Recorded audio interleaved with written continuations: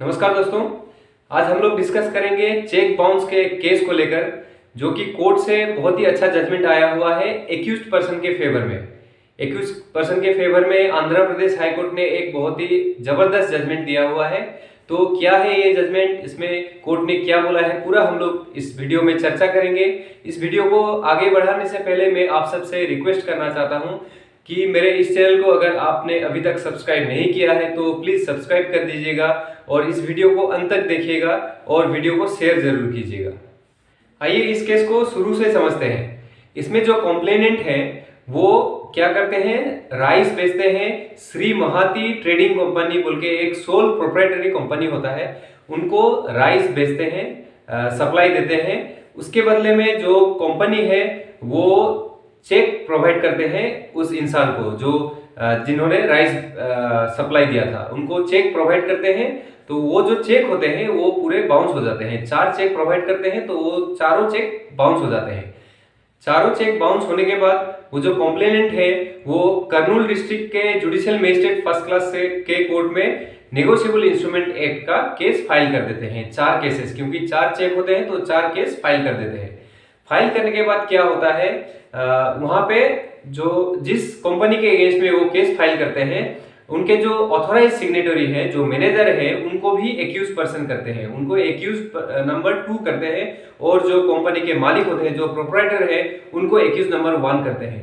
और वो जो एक्यूज नंबर 2 होते हैं, जो मैनेजर होते हैं उस कंपनी के, वो क्या करते हैं, हाई कोर्ट में, आंध्र प्रदेश हाई कोर्ट में एक पिटीशन फाइल करते हैं सेक्शन 482 सीआरपीसी के अंडर में। उनके अगेंस्ट में जो एलिगेशन होता है उसको क्वाश करने के उसको खत्म करने के लिए हाई कोर्ट में एक पिटीशन फाइल करते हैं कि उनको इस केस में एक्यूज पर्सन नहीं बनाना चाहिए। इस तरीके का एक हाई कोर्ट में पिटीशन फाइल करते हैं। हाई कोर्ट में 4 पिटीशंस फाइल होते हैं क्वाशिंग के लिए सेक्शन 482 सीआरपीसी के अंडर में, क्योंकि जो लोअर कोर्ट में भी 4 कंप्लेंट फाइल किए गए थे तो उसके अगेंस्ट में 4 पिटीशंस फाइल होते हैं हाई कोर्ट में एक्यूज नंबर 2 की तरफ से।